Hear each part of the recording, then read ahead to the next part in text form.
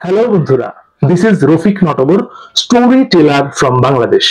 সবাইকে জানাই আন্তরিক শুভেচ্ছা। আজ কিন্তু বৃহস্পতিবার বন্ধু।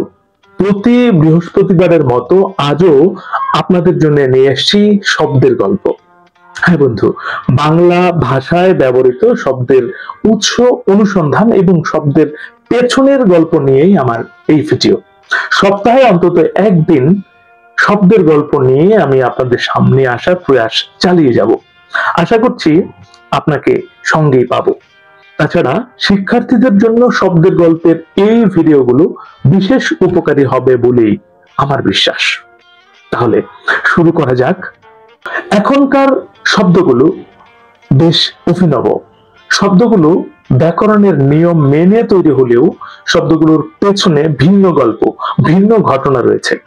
এসব গল্প বা ঘটনা না জানলে কোনো ক্ষতি নেই, কিন্তু জানলে অফুরান আনন্দ পাওয়া যাবে।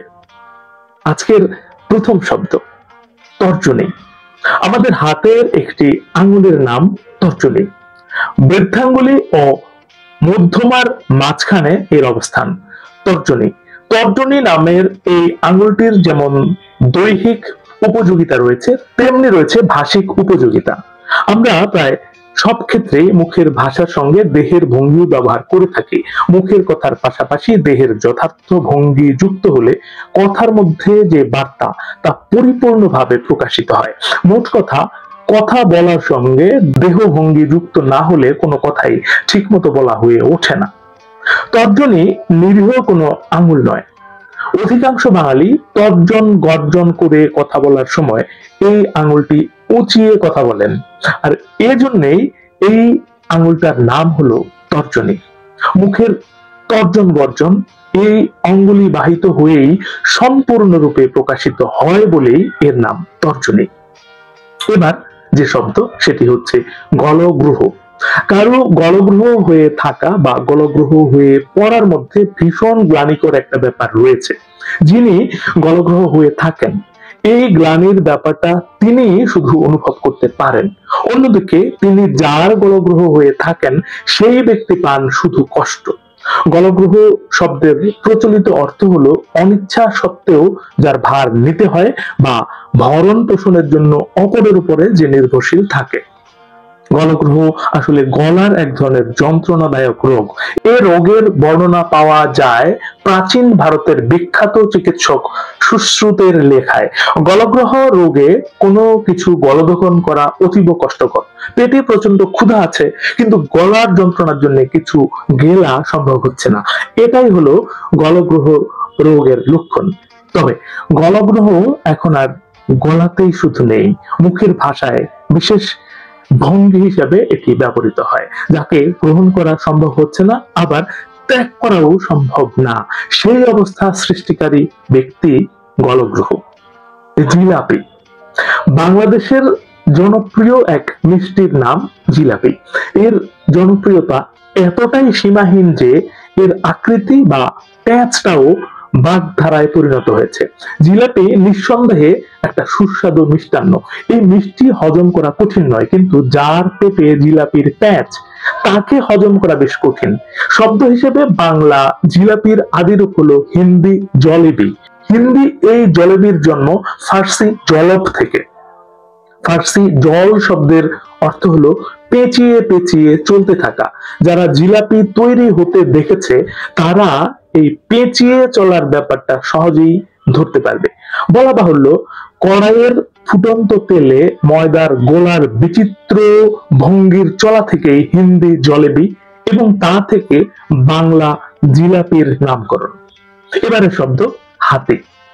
বাংলা ভাষায় এমন কিছু রহস্যময় শব্দ রয়েছে যেগুলোর রহস্য ভেদ করা বেশ মুশকিল। হস্তি বা হাতি সেই রকম একটা শব্দ। হস্তি বা হাতি বিশালাকায় একটি জন্তু।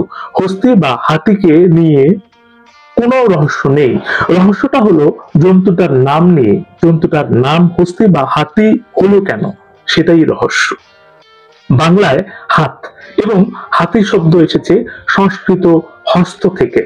হস্ত শব্দের বাংলা রূপান্তর হলো হাত। হস্ত থেকে তৈরি হয়েছে হস্তি শব্দ, হাত থেকে হয়েছে হাতি। হস্তি বা হাতি শব্দের মূল অর্থ হলো যার হাত রয়েছে।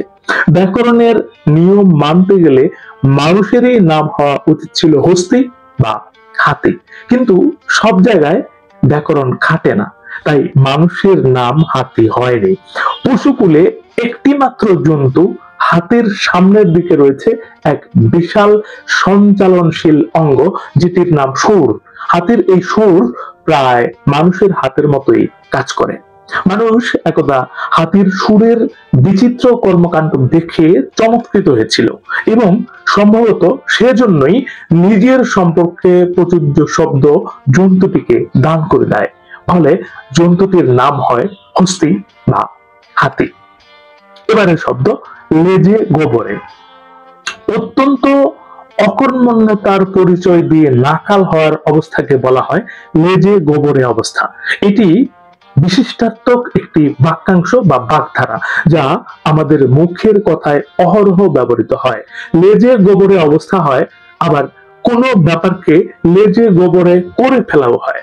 লেজে গোবরে কথাটার অর্থ নাকাল বা নাজেহাল।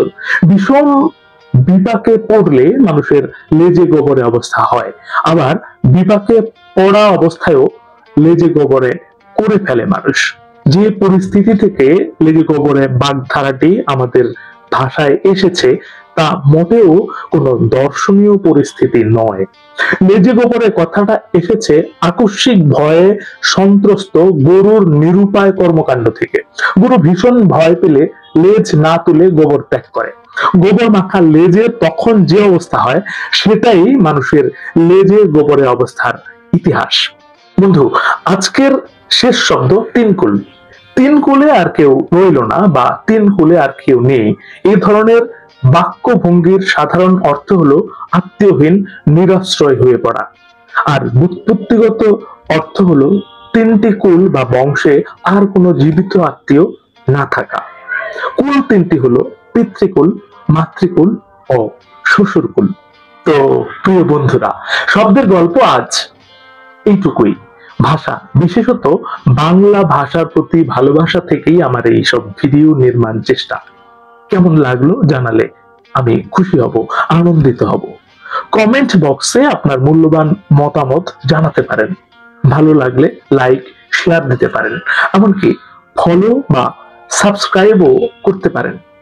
এখন থেকে প্রতি বৃহস্পতিবার নিয়মিতভাবে আমি রফিক নটবর শব্দের গল্প নিয়ে আপনাদের সামনে আসার চেষ্টা করব ইনশাল্লাহ। এছাড়া অন্যান্য ভিডিও তো থাকছেই। তো নিশ্চয়ই দেখা হবে আগামীকাল অন্য কোনো ভিডিওতে। সে নাগাদ ভালো শুনুন, ভালো থাকুন। ধন্যবাদ।